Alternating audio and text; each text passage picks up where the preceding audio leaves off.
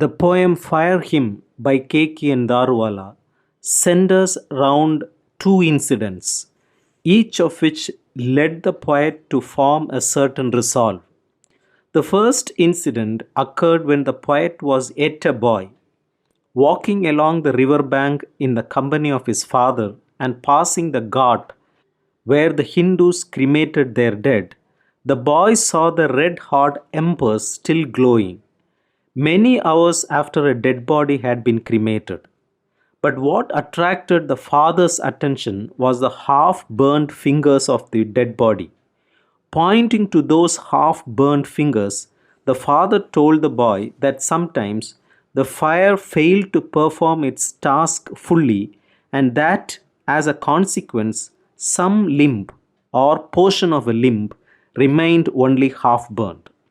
On seeing those half burned fingers to which his attention had been drawn by his father, the boy felt somewhat depressed.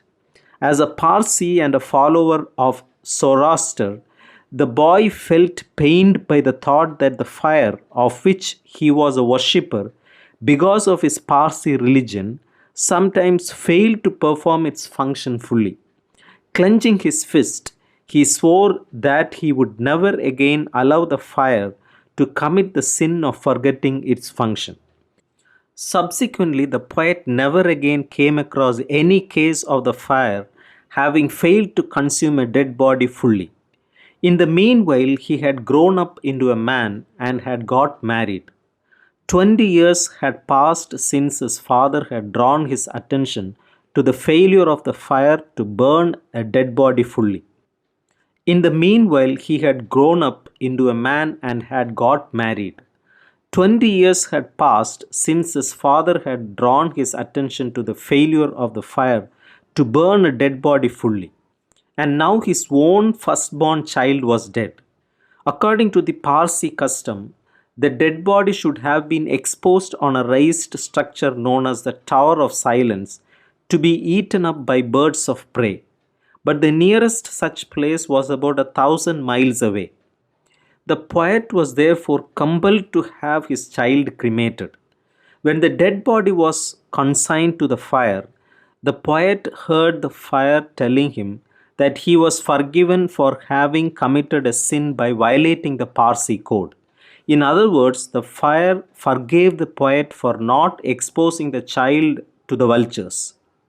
But the poet could not forgive himself for having deviated from the Parsi code of conduct, and he therefore felt that the fire had this time committed another sin. Now its sin was that it had forgiven him for his violation of the Parsi code. What the poet means to say is that even if the Tower of Silence was situated 1,000 miles away, he should have carried out the Parsi ritual instead of having adopted an alternative method of disposing of the dead child. Fire Hymn is a sober and grim poem, but it is also a touching poem.